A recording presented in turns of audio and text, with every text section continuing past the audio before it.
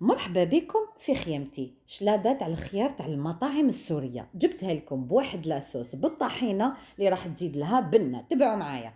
اول شيء قطعت الخيار صغير بهذه الكيفية، زدت عليهم حبة تاع طوماطيش، نص حبة تاع البصل، وحبة صغيرة من الفلفل الحلو، كلش مقطع صغير. زدت عليهم شوية من المعدنوس والنعناع اللي راح يكون شوية بزيادة على المعدنوس مقطع رقيق. نزيد لهم اسيزونمون خفيفة اللي فيها شوية من زيت الزيتون، عصرة تاع القارص، الملح، الفلفل الكحل. نخلط مليح ونخليها تتشرب بيان.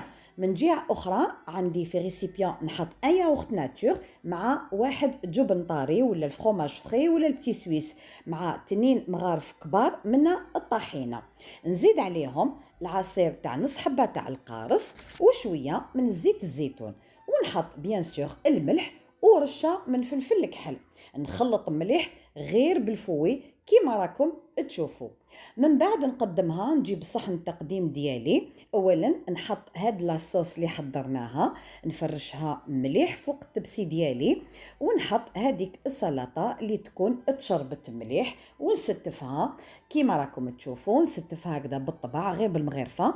نزين بشويه تاع الجوز، هنا الجوز يبقى اختياري، يعني سي فاكولتاتيف ماشي لازم، واللي ما عندوش يقدر ما يديرش.